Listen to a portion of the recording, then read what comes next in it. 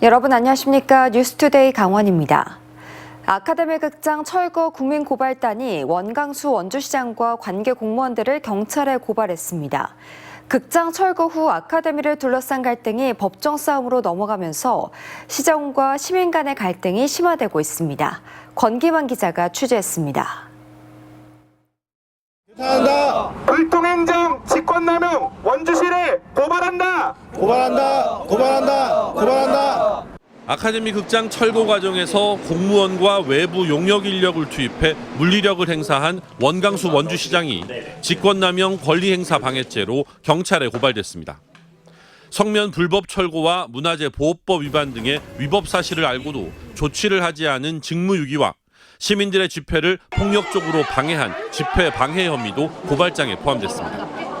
고발 당사자는 아카데미 극장 보존 활동을 펼쳐온 아카데미의 친구들과 영화인 그리고 전국에서 뜻을 함께한 시민까지 모두 475명으로 구성된 국민 고발단입니다.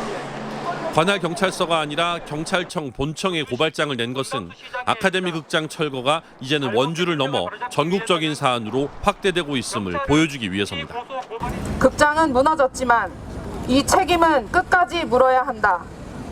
잘못된 행정을 처벌하지 않고 그냥 넘어간다면 부당한 권력 행사가 정당성을 얻어 비슷한 사례가 얼마든지 또 발생할 수 있다.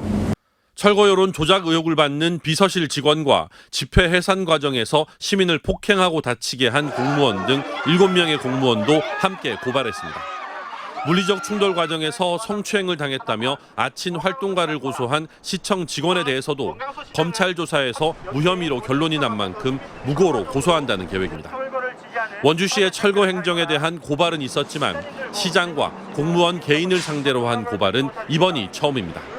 아카데미 극장을 철거하는 과정에서 원주시가 비민주적이고 기만적이고 시민들을 폭압적으로 탄압한 행정을 보여주었다고 저희가 여러 차례 지적을 했는데요. 이제는 수사 당국이 철저하게 진상 규명을 해서 책임자를 처벌해야 한다는 생각에 극장 철거에 맞서 보존 활동을 해오던 시민 24명은 이미 원주시 등으로부터 고발을 당해 수사를 받고 있어 양측의 갈등이 법정 전면전으로 전개되는 분위기입니다. 시정이 시민들을 고발했고 시민은 시장과 공무원들을 고발했습니다. 아카데미 극장 철거를 둘러싼 갈등이 이제는 봉합하기 어려운 수준으로 넘어간 것 아니냐는 우려의 목소리도 커지고 있습니다.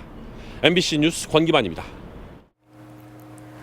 강원대학교 도계 캠퍼스가 급식 물품을 납품받는 과정에서 당초 견적서보다 많은 물량을 요구하며 업체에 갑질한다는 제보가 들어왔습니다. 업체가 항의하자 영양사가 납품량을 부풀리도록 지시하는가 하면 반품 요구도 잦았다고 합니다. 김영호 기자가 보도합니다. 올해 4월부터 강원대 도계 캠퍼스에 급식용 가공식품을 공급하고 있는 동해시의 한 유통업체입니다. 지난달 말 대학 측에서는 업체에 입찰 당시 견적량인 200kg보다 2배가량 많은 380kg의 족발 납품을 요청했습니다. 최저가 입찰 방식이다 보니 급식 납품업체로 선정되기 위해 손해를 감수하고 족발 가격을 시중가의 절반 수준으로 견적서에 적은 상황이라 원가로 따져 계산하더라도 수백만 원 손해를 볼 수밖에 없었습니다. 업체 측이 항의하자 대학교 영양사는 초과분의 가격은 업체 요구에 맞출 테니 대신 거래 명세표에 더 많은 양을 납품한 것처럼 적으라는 황당한 지시를 내렸습니다. 실제 납품량은 380kg이지만 영양사 3명 가운데 2명이 각각 13kg씩을 부풀려 406kg을 공급한 것처럼 서류를 꾸미고 다른 품목까지 납품한 것처럼 속여 정확한 액수를 맞추라고 지시했습니다. 업체 측은 결국 공급량을 부풀려 거래 명세표를 학교에 제출했는데 문제를 바로잡고 싶다며 제보 이유를 밝혔습니다. 저희는 갑이 아니라 을이라는 입장에서 우선은 서류를 들어가야 되니까 그래도 저희가 생각했을 때는 아닌 것 같아서. 공급량을 부풀려도 문제가 되지 않았던 건 학교 측이 납품 검수 작업을 부실하게 한 점도 한몫했습니다. 실제로 취재진이 납품 현장을 따라가 보니 책임자인 영양사는 현장에 없었고 조리장이 납품업체 기사의 도움을 받아 기록하고 있었습니다.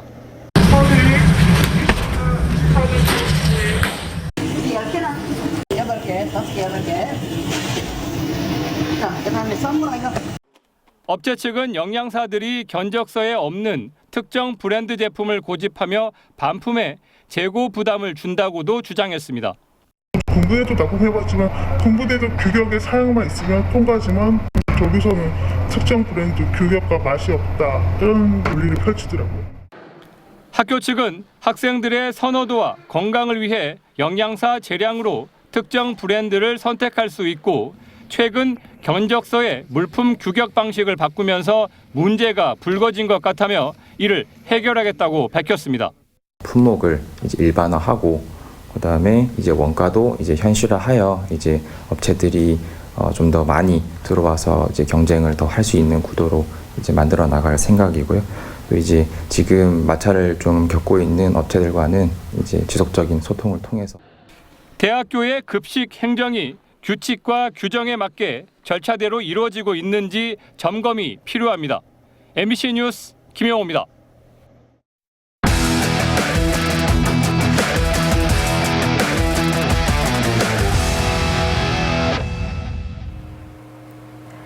(6월 8일) 강원특별법 본격 시행을 앞두고 춘천 MBC가 마련한 기획보도, 오늘은 산림 분야 특례를 살펴보겠습니다. 강원도는 수려한 산림이 많지만 산림 규제 때문에 활용이 힘든 게 현실인데요. 다음 달 강원특별법이 시행되면 산림 관광에 속도를 낼 수 있게 됩니다. 백승호 기자가 보도합니다. 국립공원 내설악을 품고 있는 인제. 인제군의 면적은 1646제곱킬로미터로 서울시 전체 면적보다 2배 이상 넓습니다. 그런데 인제군 전체의 90% 이상이 산림입니다. 게다가 전체 면적을 훌쩍 뛰어넘는 면적의 142%가 산림 규제로 묶여 있습니다. 산림보호법과 산지관리법, 백두대간 보호법과 자연공원법 등 같은 땅이 2중 3중 규제를 받고 있는 겁니다. 곰배령도 그렇고요, 야친가리도 그렇고, 대양섬 용릉은 뭐 말할 것도 없고요. 거기는 뭐 환경부하고 문화재하고 뭐 산림청하고 다 묶어놔가지고 거의. 이런 상황에서 다음 달 8일 강원특별법이 본격 시행되면 빗장이 풀리기 시작합니다. 가장 주목할 만한 건 강원도지사가 산림이용진흥지구를 지정 운영할 수 있는 권한이 생긴다는 겁니다. 인제에서 유명한 자작나무 숲을 예로 들면 지금은 국유림 지역이라 지자체가 어떤 개발도 할 수 없었지만 이곳이 산림이용진흥지구로 지정되면 강원도가 국유림을 사들이거나 좀 더 관광지처럼 꾸밀 수 있게 됩니다. 게다가 지금까지 손을 댈 엄두를 내지 못했던 백두대간 완충지역에도 쉼터와 숲속 야영장, 심지어 케이블카까지 설치할 수 있는 길이 열리게 됩니다. 강원도의 산림관광 활성화는 물론 대규모 민간 투자도 이끌어낼 수 있는 획기적인 규제 완화입니다. 저희가 개발 계획을 수립을 하면 그 수립되어 있는 시설물을 산지관리법에도 불구하고 저희가 이제 시행을 할 수가 있고. 강원도는 고성 통일전망대 일대를 국내 첫 산림이용진흥지구로 지정하기로 했습니다. 예전부터 생태 탐방로와 화원 조성 등을 염두에 둔 만큼 올해 안에 지구 지정을 목표로 하고 있습니다. 또 각 시군에서 산림이용진흥지구로 추천받은 40곳 가운데 평창 청옥산과 강릉 어울리 케이블카 설치 등을 후속 사업으로 검토하고 있습니다. MBC 뉴스 백소입니다. 강원도가 각 시군의 특성화된 사업을 지원해 맞춤형 일자리를 창출합니다. 홍천 지역에서는 40대를 정규직으로 고용한 기업에 매달 최대 80만 원씩 6개월 동안 고용 장려금을 지원하고, 횡성 지역에서는 골프 전문 캐디 양성과 취업 연계 프로그램을 시작합니다. 태백에서는 태백으로 이주해 취업한 근로자에게 월 40만 원의 주거비를 지원합니다. 강원도는 올해 220명의 일자리 창출을 목표로 12개 시군에서 15개 사업을 추진할 계획입니다.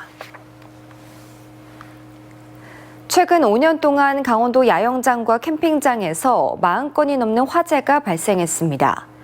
화재 원인별로는 불시관리 부주의가 21건으로 가장 많고, 전기적 요인이 8건, 기타 요인이 13건 순으로 나타났습니다.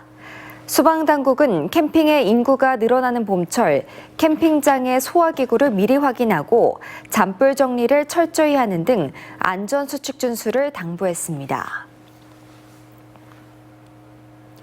화창한 봄날 철원의 고석정 꽃밭이 개장했습니다. 지난해에는 운영 2년 만에 누적 관광객 100만 명을 돌파했는데요. 올해도 봄맞이 나들이 객을 유혹하고 있습니다. 이승현 기자가 취재했습니다. 화사하게 핀 노란 유채꽃이 봄바람의 일렁입니다. 탐스럽게 맺힌 수국의 꽃잎은 연분홍빛 자태를 뽐내고 촛불을 닮았다는 촛불 맨드라미도 꽃망울을 터뜨릴 채비를 마쳤습니다. 나들이객들은 꽃을 배경으로 산책하고 사진을 찍으며 즐거운 시간을 보냅니다. 어제 비가 와서 정말 너무 공기도 맑고 정말 오전을 찾아볼 수 없는 것 같아요. 진짜 좋았어요. 철원 고석정 꽃밭이 봄맞이 나들이객을 맞이하기 시작했습니다. 올해 3월부터 24만 제곱미터의 땅에 심긴 꽃만 11종, 70만 송이에 달합니다. 지난 작년에도 예뻤는데 올해도 너무 예쁘고 날씨도 좋아서 꽃이 더 예쁘게 보이는 것 같아요. 엄마랑 나와서 너무 좋고 날씨가 너무 좋아서 꽃들도 너무 예뻐요. 고석정 꽃밭은 과거 군부대 포 훈련장이었습니다. 지난 2015년 철원군에 양효된 뒤 철원의 대표 관광지로 자리매김했습니다. 그 뒤 상하반기로 나눠 봄과 가을을 대표하는 꽃들로 가꿔지고 있습니다. 지난해에는 운영 2년 만에 누적 관광객이 100만 명을 돌파했습니다. 6월 23일까지 이제 개장할 계획으로 있는데 저희 고석정 꽃밭을 오시면 여러분들이 즐기실 각종 볼거리, 즐길거리, 먹거리, 체험거리를 다양하게 준비를 해놨거든요. 고석정 꽃밭은 이달 24일까지 무료로 입장할 수 있습니다. 그 뒤 유료로 전환되지만 입장료의 일부는 철원에서 쓸 수 있는 지역 상품권으로 지급됩니다. MBC 뉴스 이승현입니다. 속초시가 협동조합의 민간 임대주택 추진 사업과 관련해 조합원 가입에 주의하라고 당부했습니다. 속초시에 따르면 최근 장사동 일원에 민간 임대주택 협동조합 조합원 모집 신고가 접수된 뒤 시민들의 문의가 잇따르고 있습니다. 속초시는 유사한 사업이 성공한 사례도 있지만 토지 소유권 확보 문제와 조합원의 모집 정원 미달 등으로 여러 가지 피해가 생길 수 있다며 홈페이지에 공지글을 게시하고 사업 참여에 신중할 것을 당부했습니다.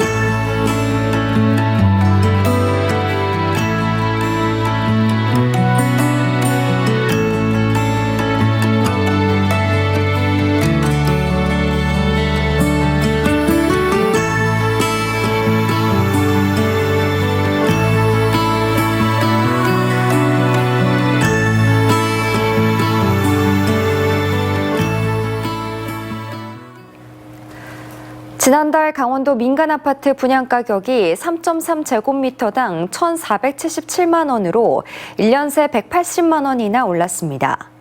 주택도시보증공사는 지난해 4월 1,296만 원이었던 3.3제곱미터당 분양가가 1년 만에 13.9%가량 상승했다고 밝혔습니다. 강원도 아파트의 분양 가격은 수도권과 광역시를 제외한 지방 가운데 제주도 다음으로 높았는데 10년 전과 비교했을 때 2.3배가 올라 역시 제주도 다음으로 상승폭이 컸습니다.